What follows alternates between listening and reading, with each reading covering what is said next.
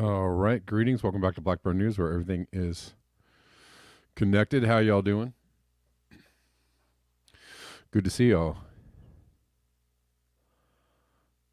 All right. And all right, people in the Rockfin chats, we're live on YouTube, Rockfin, and on Twitter. Call-in is no longer.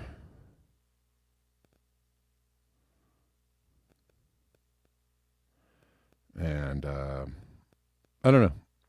I'll work on a replacement for it. Got some people watching on Twitter.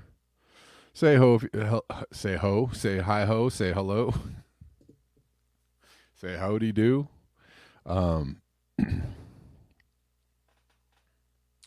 Is it low? I'll try to get it a little bit louder. Victory Jen, I see you on Twitter. What's up, Victory Jen? Thanks for tweeting your response.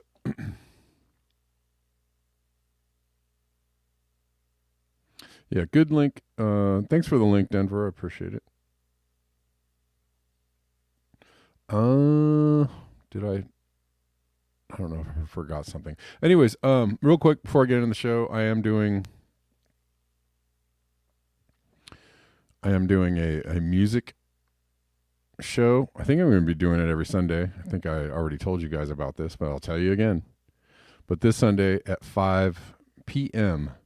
Pacific, I'll be doing a music show, and I will drop the link for the show right here, right now, on all the everywhere. So if you guys want to check it out, you can.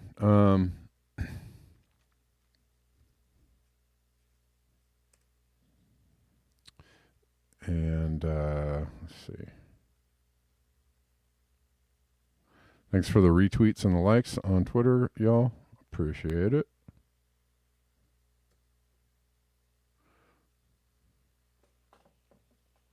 Anyways, it'll be about an hour of music.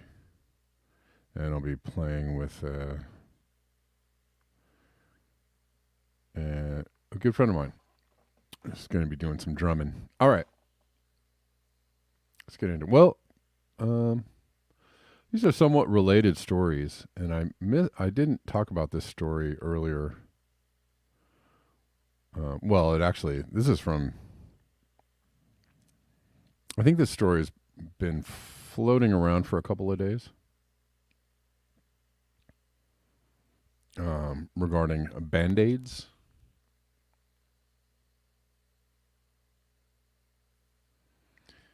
Having cancer-causing chemicals, the thing you put directly onto your skin, might be giving you might be the gift that keeps on giving. Testing found evidence of forever chemicals in 26 of 40 bandages. A study found toxic chemicals in the adhesive part of the bandages. Researchers believe PFAS were used for waterproof qualities. Isn't that what they like it for? Bandages from prominent brands such as Band-Aid and Curad contain harmful levels of forever chemicals, also known as PFAS, according to a new consumer study. A study by Mammovation and Environmental Health News revealed that out of 40 bandages from 18 different brands, 26 contained organic fluorine, an indicator of PFAS. Because bandages are placed upon open wounds, it's troubling to learn that they may also be exposing children and adults to PFAS, said Dr. Linda S. Birnbaum, the study's co-author and the former director of the National Institute of Environmental Health Sciences and National Toxicology.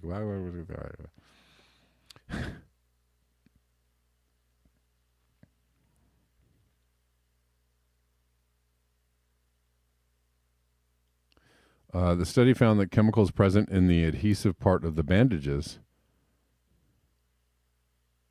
Mammovation said some brands likely used the PFAS in bandages for their waterproof qualities. It's obvious from the data that PFAS are not needed for wound care.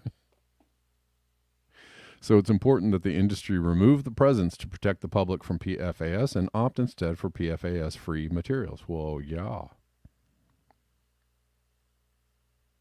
According to the study, the chemicals are linked to several health effects, including reduced immune system, vaccine response, developmental and learning problems for infants and children, certain cancers, lowered fertility, and endocrine disruption. My favorite is the old endocrine disruption.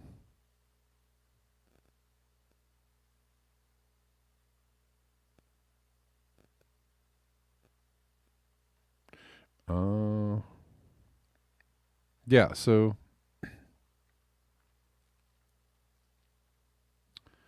this is a what I've been hearing. So, in related news, textiles and food packaging, biggest source of PFAS in Yangtze River. This is also from yesterday. Excuse me. It's kind of a cold and bleak day here. All of a sudden, for a second there, we were getting spring, and now they're like, no, winter. We have a couple of days of very, very cold weather, down in the 30s, where I'm at. And then, as I saw the forecast next week to be up all the way up in the 80s, which I'm actually kind of happy about because I'm tired of it being like cold and rainy. I'm a little bit over it. I'm ready for some spring warmth. Just a little, not too much, just a little.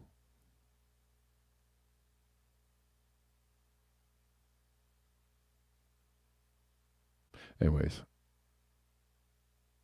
let's look at this article a little bit.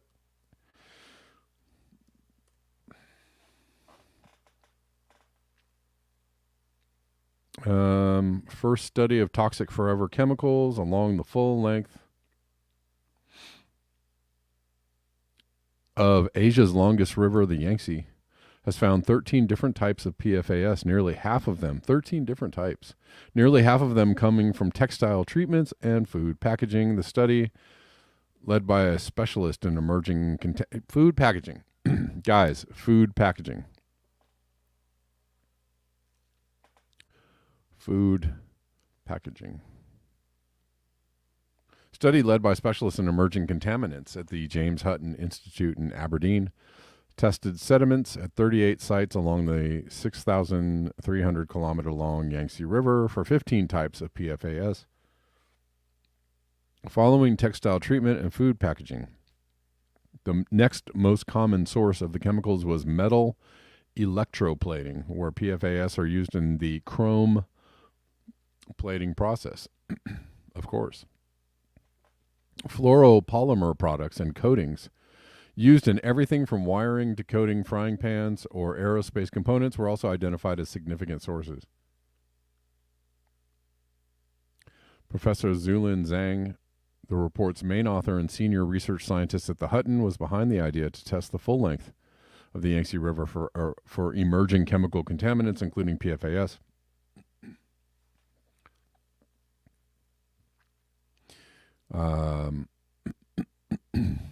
Et cetera, et cetera. A risk assessment found that the levels of PFAS detected in the Yangtze posed low to medium ecological risks. Okay. Which points to a need for continuous ongoing monitoring and concern.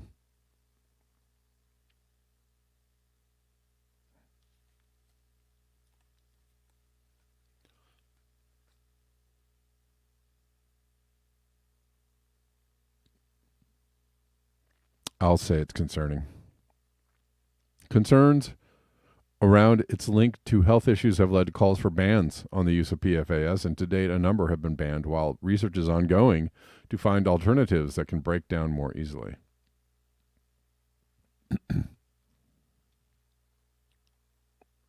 PFAS is a man-made group of about 12,000 chemicals, including PFOS and PFOA, first used in the 1940s and widely used in household products from frying pans to waterproof jackets. It has also become so widespread and can be transported through the atmosphere that there are background levels of it found around the world, with recent studies worldwide finding these chemicals in a range of unexpected places, including even the North Pole.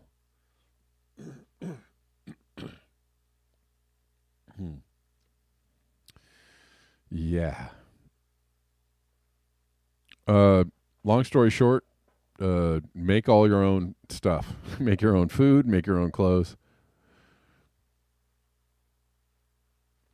What science is finding is that everything that you possibly could ever buy from a store is coated in carcinogenic chemicals and endocrine disruptors. So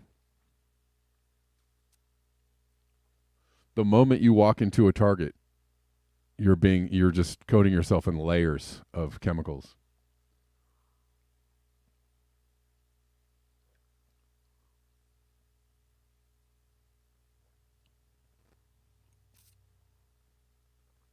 So carry that with you in your pocket throughout the day. I dare you.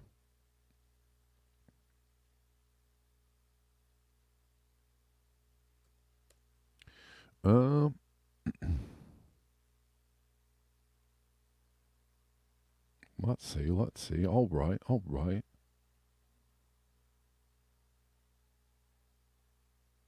From David Wallace Wells, researchers released the most complete accounting so far of how the river's water is used, the Colorado River. That is.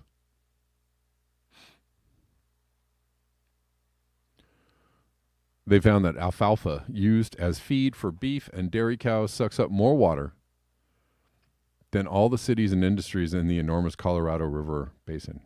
Wow. Let's look at this. Shall we? Come with me. Cherish that hamburger. It cost a quarter of the Colorado River, according to researchers. They hate cows. I'm kidding. The Colorado River has been overused for decades, but no one has known exactly how the water was used until a team of researchers compiled the most complete accounting of the river's water. This is also from yesterday. It's a war on beef. And that may be so in certain ways.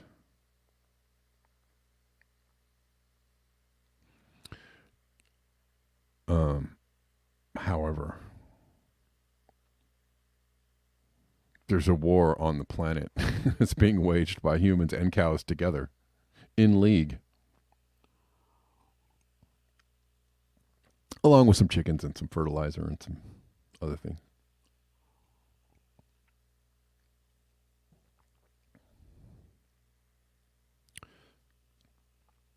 Next time you take a bite out of a juicy hamburger or chunk of cheese made in the western U.S., say thank you to the Colorado River. Researchers released the most complete accounting so far of how the river's water is used. They found that alfalfa used as feed for beef and dairy cows sucks up more water than all the cities and industries in the enormous Colorado River basin. Jeez, that is a lot of water. Takes enormous resources to grow all these cows to feed all the people.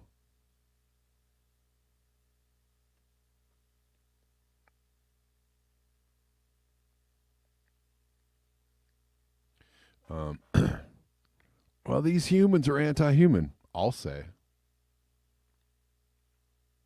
The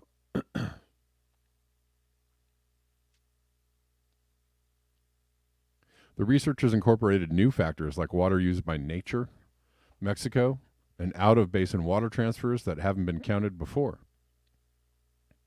And with those numbers, the researchers made it clear that water use in the basin needs to drop by 22 to 29% to stabilize historically low reservoirs. Almost 30%. The research published March 28th comes just in time. 7 state negotiators, 30 tribal nations, and federal officials are all weighing how the river's water will be managed for decades to come. I mean, that sounds kind of smart, right?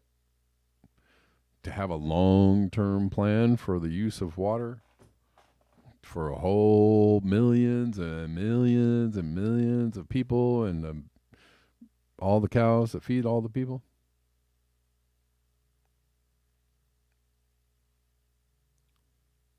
Might be good to come together and think about how you're going to use the water. I don't know. Because of these intense negotiations going on over the future management of the Colorado River, we were quite anxious to get the most accurate numbers in front of those negotiators, said Brian Richter, the study's lead author and president of Sustainable Waters, a global organization focused on water scarcity challenges. The U.S. Bureau of Reclamation, I wonder, just a side thought, I wonder if they're tracking how much water is being sucked up by companies that are bottling it. I wonder if they'll talk about that.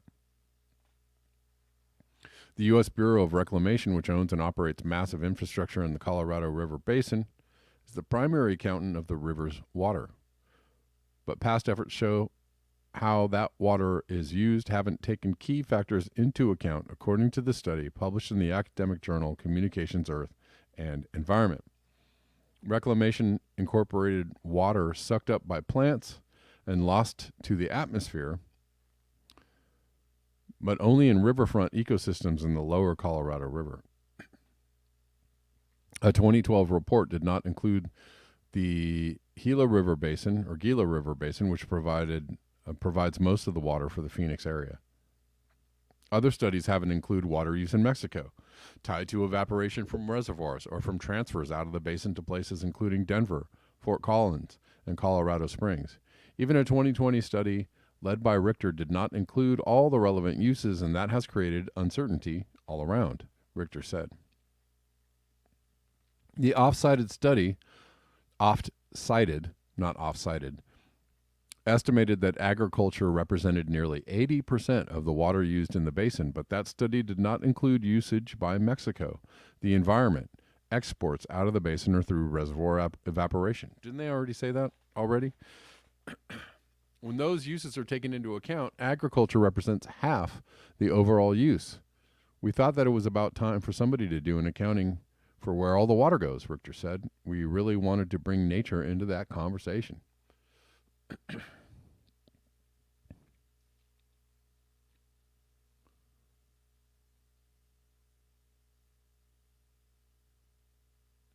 A new improved water budget. Richter worked with 11 other researchers from the universities around the country to compile what they say is the first complete accounting of water use in the Colorado River Basin. Their research shows that the Colorado River was overused in 16 of the 21 years during the research period, 2000 to 2020. Water users overdrafted by 10% on average, driving down the basin's biggest reservoirs, Lake Mead and Powell, which act like enormous water-saving banks. It may not be a surprise that irrigated agriculture uses the most water, taking up 52% of the water consumed across the 246,000 square mile basin, but a shocking one half of that is from just one crop used to feed livestock rather than humans, alfalfa. Across the basin, alfalfa hay uses more than 5 million acre-feet of Colorado River water. That's 26% of all the water consumed in the basin.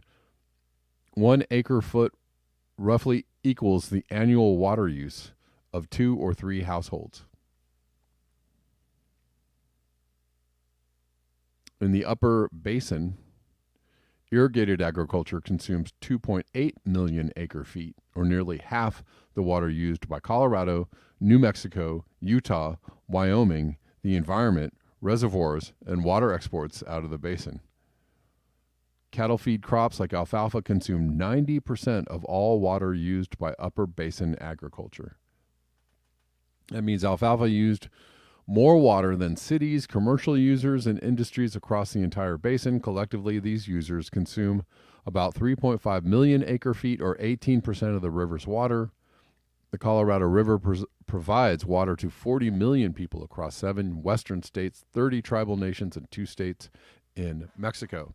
Basin-wide alfalfa production also uses more than the water sucked up by the riparian ecosystems near rivers and wetlands, which use 19% of the river's water.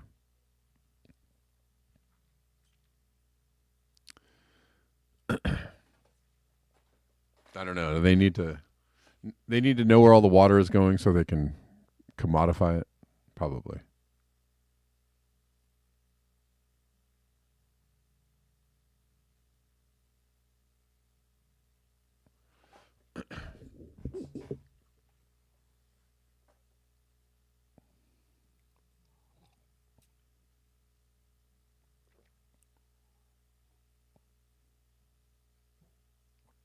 Anyways, I found that interesting, don't you?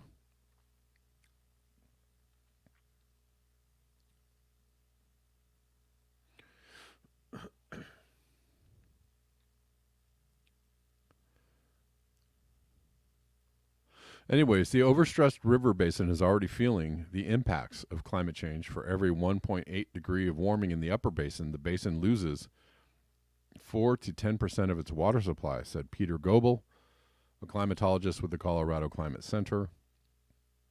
When you consider that as a very real possibility of warming an additional 3.6 degrees over current levels, that's looking at roughly a 10 to 20% reduction in stream flows, Goebel said, which is huge when you think about how we're already dealing with shortages.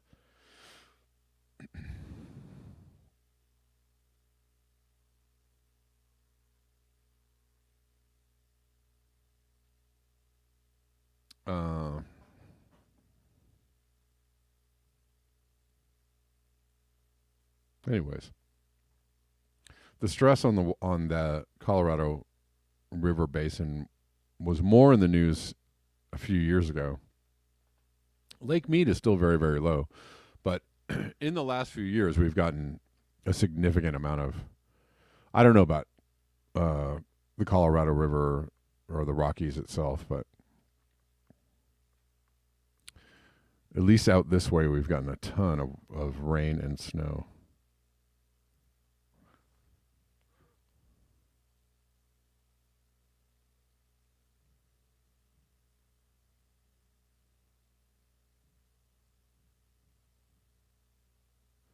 Okay. Okay. There was an earthquake in New York.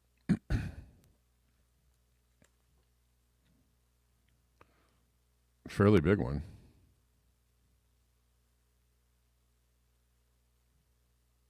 So what it looked like from the Statue of Liberty. Oh, no, you can't see it. Sorry. Messing it up.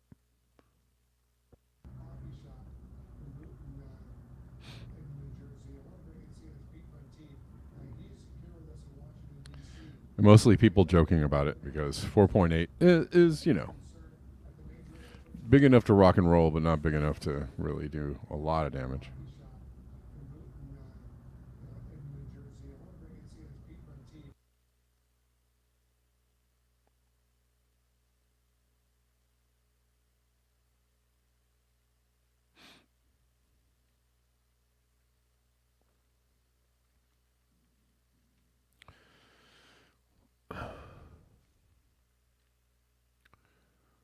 I don't know. Was there any? Give me 1 second.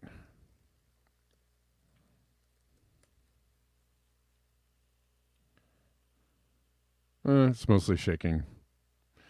Some shaking and some quaking.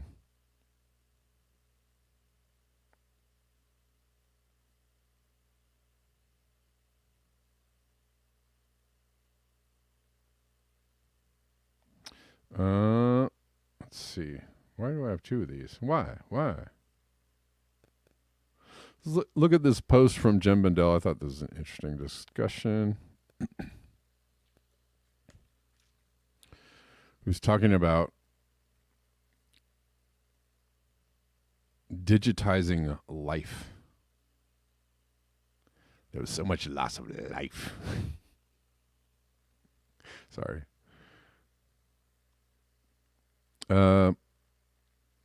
Google co-founder Larry Page has argued that digital life is the natural and desirable next step in cosmic evolution. Is it? Is it? It's a pretty funny post, actually. I'll continue reading. And if we let digital minds be free, rather than try to stop or enslave them, the outcome is almost certain to be good. Digital minds. The best of all minds, digital minds.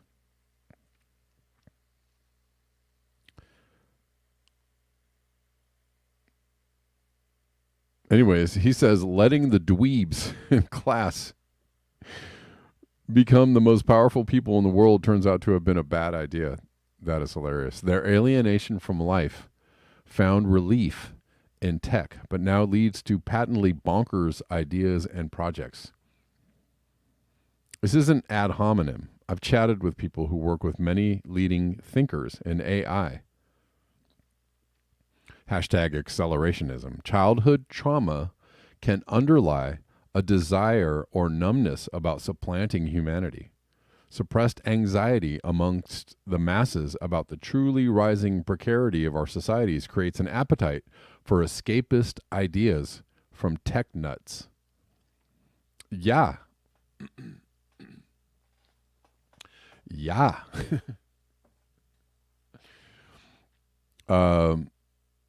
They really are trying to push this transhumanist, cyborg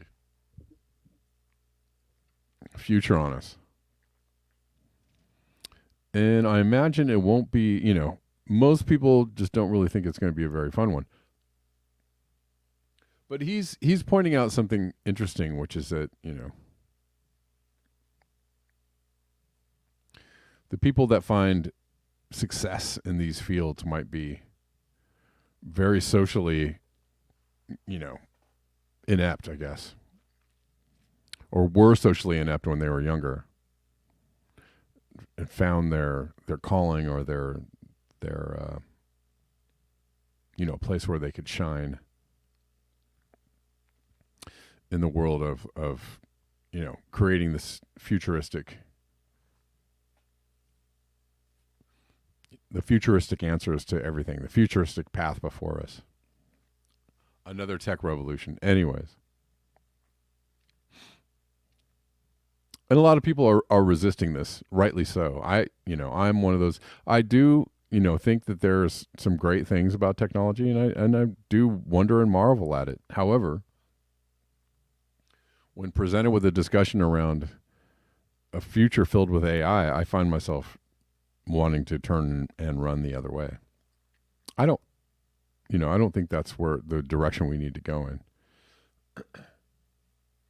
Can some parts of technology be used to help us out? Sure. But that surely isn't the way it is used. It's never, as history has shown, the very worst of the people rise to the top. The most psychopathic types rise to power. And they don't use the technology for things that can help people. They don't use it as, they don't use the kinder, gentler versions of technology in ways that can help people. It's always used as a control mechanism and or a military, for military uses or in other nefarious ways or in just really sloppy, haphazard, uncontrolled growth kind of ways, right? Like PFAS in your Band-Aids or in your drinking supply. Oopsie, we were busy making billions of dollars. Sorry, we didn't mean to poison you and everything around you. Sorry. That's the way it also happens to be realized too. Anyways.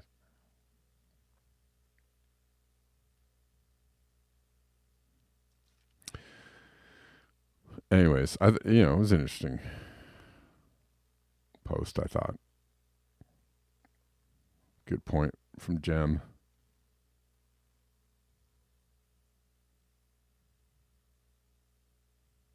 Let's keep going. Oh, there's the avian flu is on the march, and people have a whole lot of thoughts about that too, right? From fear to skepticism, and why wouldn't you be skeptical? Why wouldn't you be skeptical if you had a thinking thunker in your thunk trunk? You'd be a little skeptical, wouldn't you? But, on face value, let's see what they're saying. Kansas and New Mexico recorded one new infected dairy farm each. That brings the total number of H5N1 infected dairy farms in the U.S. to 15, according to the USDA.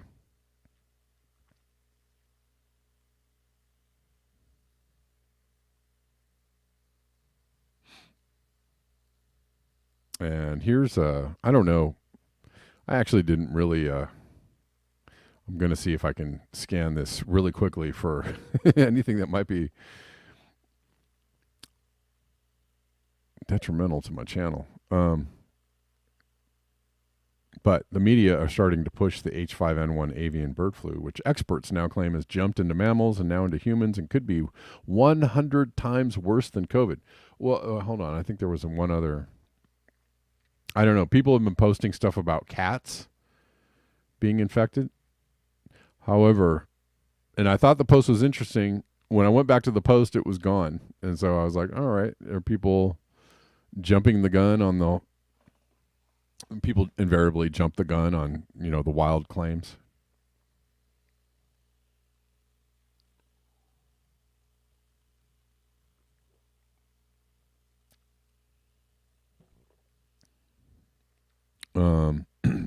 Flashback to August 2023, Russian MIL claimed the U.S. were preparing a new pandemic, just like they did in 2019. Okay. The Russians are even specifically mentioned avian bird flu as one of the viruses the U.S. were modifying to infect humans and orchestrate man-made pandemics, a.k.a. bioweapons usage. Okay. Interesting. I don't know that. I remember that they did say that they were concerned, and lots of people are concerned about the whole bioweapons thing. Sure. Why wouldn't you be? Seems to be something that a number of people are super into, right? Even when they say it could be dangerous, but we're going to do it anyways. Super into. It's only a matter of time before the Dems start calling for mass mail-in voting and change it. Well, I mean, they actually did. So I laugh, but that's actually a true statement. Mass mail-in voting and changes to election laws. So they're saying that this is maybe, I don't know. Look, I'm just commenting on this post here. But, I'm also giving you insight into what people are saying about this, right? So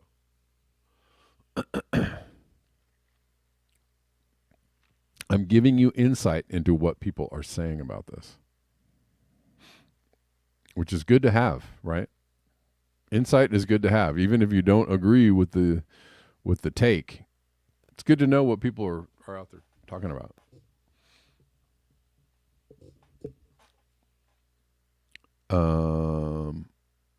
All right. So we'll keep an eye on this story, of course. We talked about it yesterday a little bit. We talked about it. You know what I'm saying? We're going to keep an eye on it.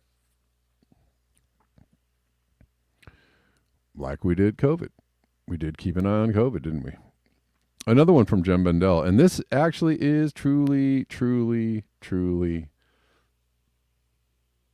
frightening. Although I keep hearing this. This seems to be stuck Um,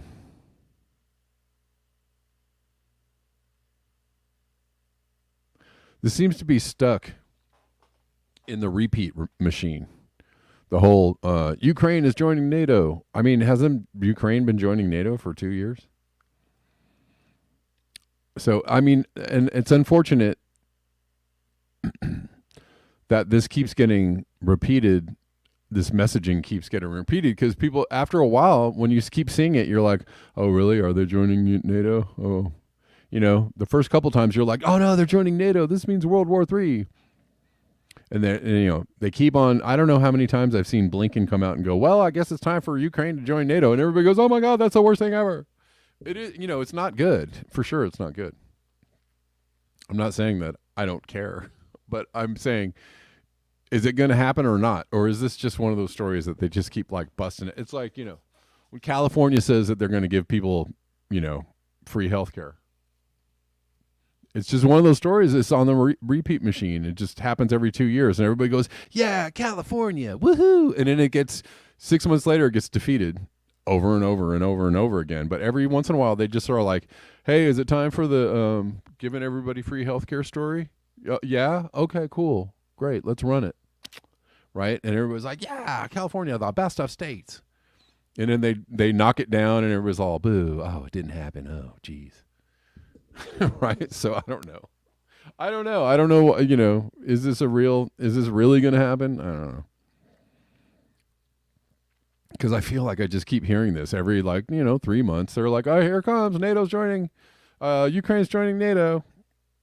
Here it comes. All right. It certainly is not a great development, but let me know when it actually happens. The world needs to know, needs a new government. The world needs a new government in America. I'm agreed. Sorry, folks. Other issues come second to avoiding nuclear Armageddon. Blinken says that Ukraine will be joining NATO. Under Article 5, this means that an attack on Ukraine will be considered an attack on the United States. If you want World War III, vote Biden in November.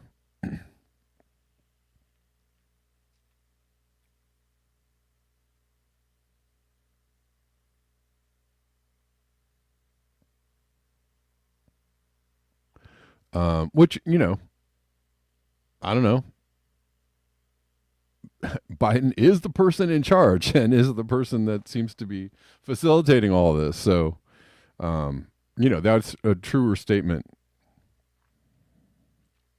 than not. So, sure.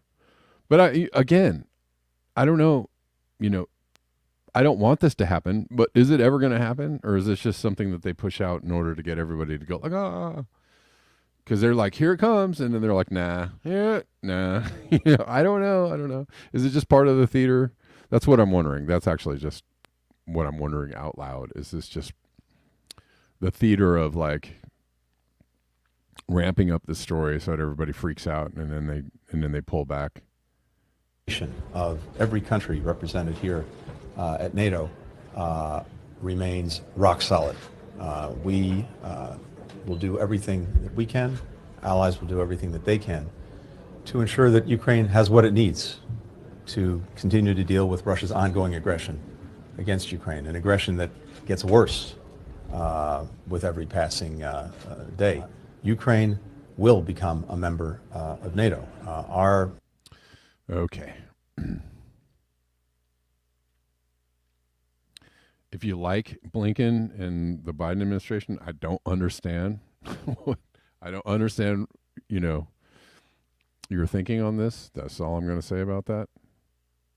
If you think this is a good plan, I'm not really sure where you're coming from on that.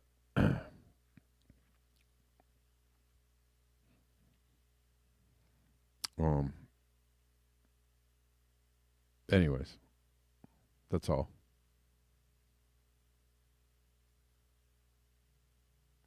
Let's see. This is a good video that Steve Austin, Bionic Man,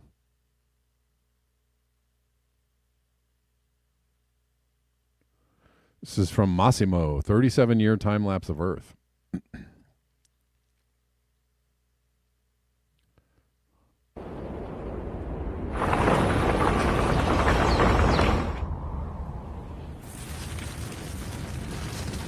Showing very distinct changes to the planet. So.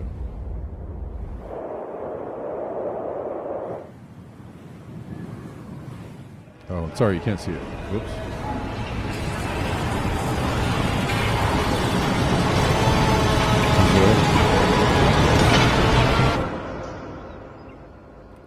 Not so many farms. A whole lot of farms, right? All the deforestation.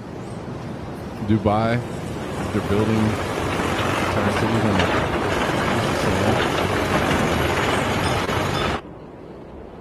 sand. So smart.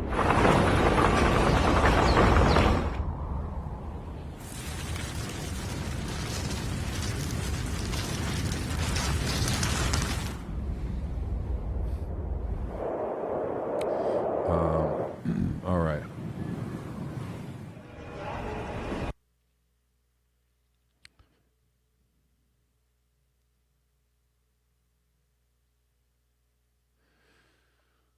Let's see.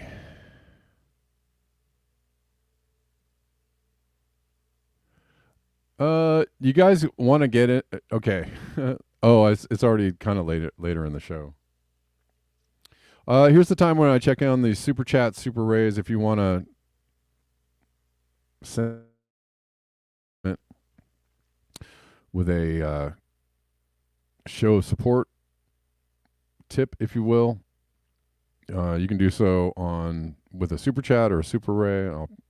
Surely we'll read your comment.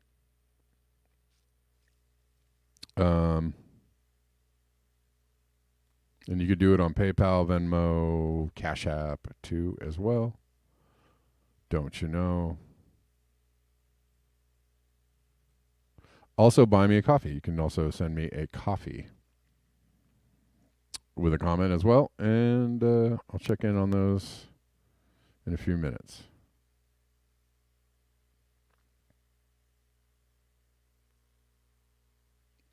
Let's see.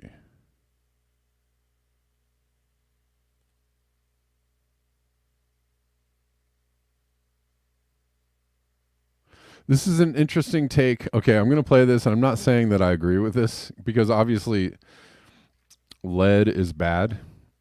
It's bad for people, bad for the planet. It's toxic, right? Lead is extremely toxic.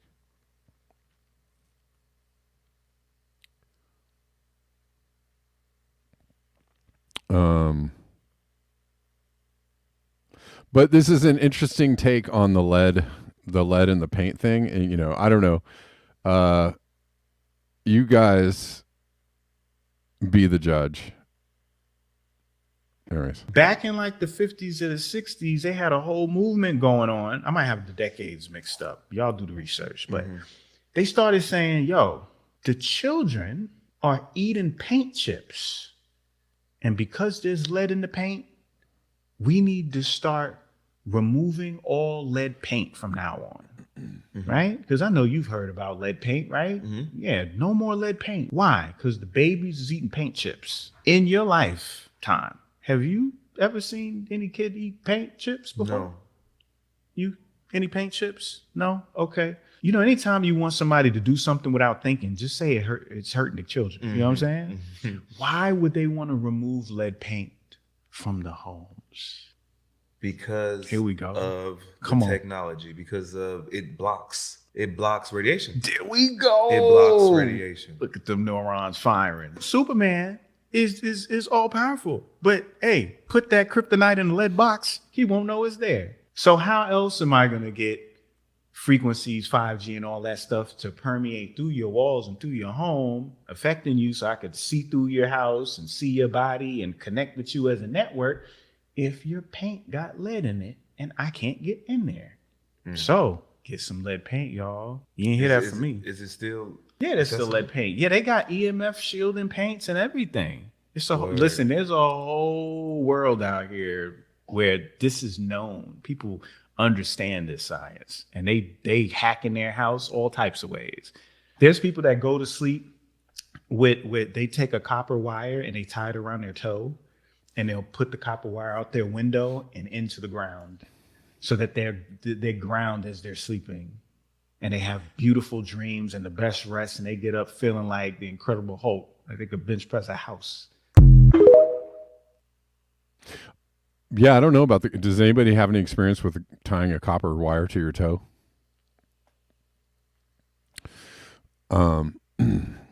Anyways, that was an interesting. I mean, makes sense, right? That does make sense. I don't know. I am not a fan of. I think there's a good reason for removing lead from all kinds of things. Right, from from gas. There's major studies that say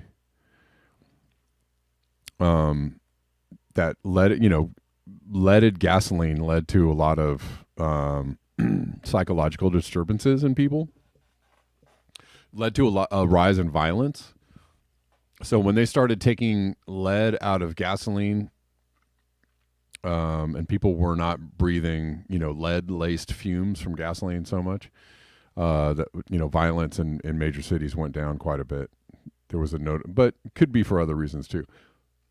Anyways, the thing about the lead in the paint though is an interesting one. It is an interesting concept because yes, the Wi-Fi has to travel through your walls. I don't know. Is that true? Creative Experiments, it doesn't stop 5G. I don't know. I played it because I thought it was an interesting take, but I'm not sure whether would lead-based paint stop some of these signals from getting through. I'm not sure. It doesn't stop 5G. Does it stop other things? Let's see.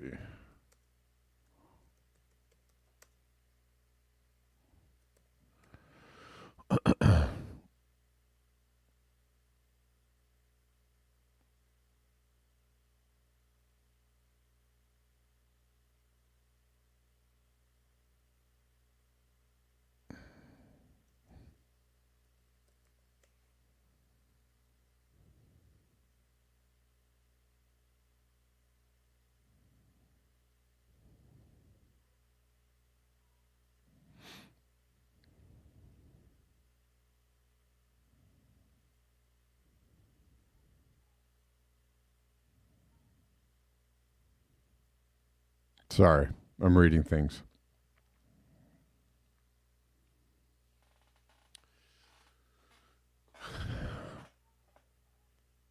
Not.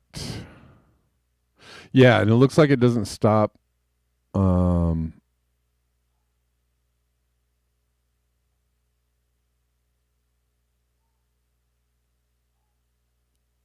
Radio waves.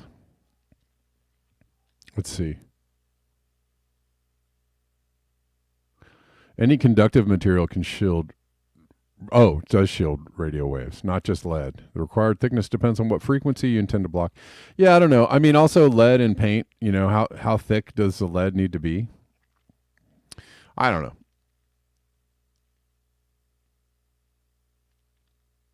Yeah, I don't think I want it lining my. Lead in your environment is a very bad thing. So.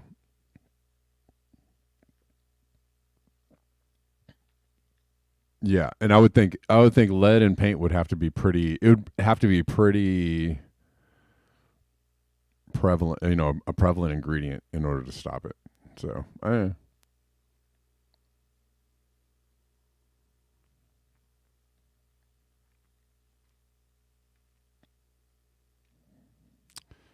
don't know. It's an interesting take, but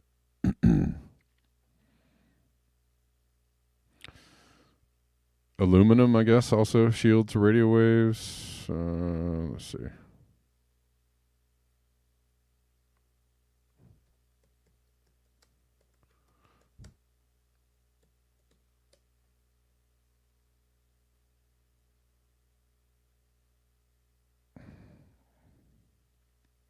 Hold on, guys. Hold on. trying to find some things out here before I close out the show.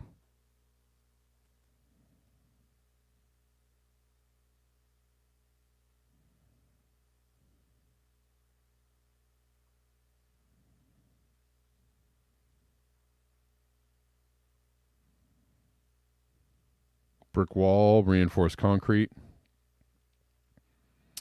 No.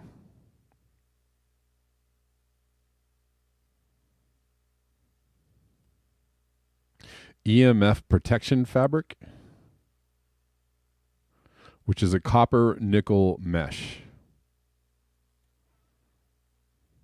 All right, all right. We're learning things here, folks. Yeah, I just, I wouldn't recommend lead-based anything, but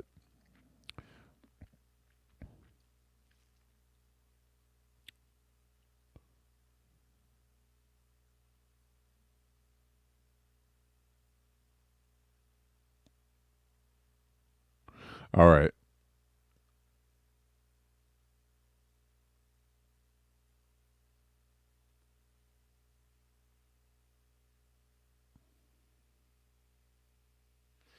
All right, y'all. We are nearing the end of the time.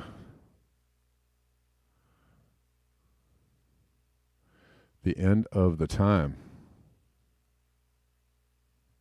I think I brought you all the stories that I wanted to bring you. Checking in on one last check for Super Rays, Super Chats, Super Pals, coffees,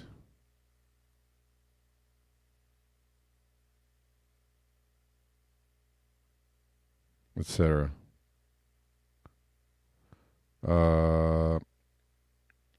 And yes, music on Sunday, 5 p.m. Pacific, if y'all want to come hang out with me.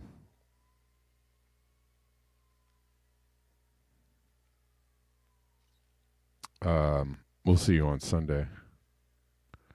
Roy? Oh, hold on. Hold on.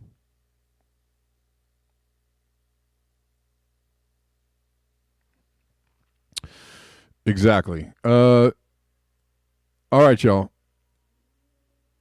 Thanks for hanging out with me today and every day on the interwebs. Y'all are great. And we'll see you on Monday. The regular time of 11 a.m. Pacific, all right? All right. Until next time, peace.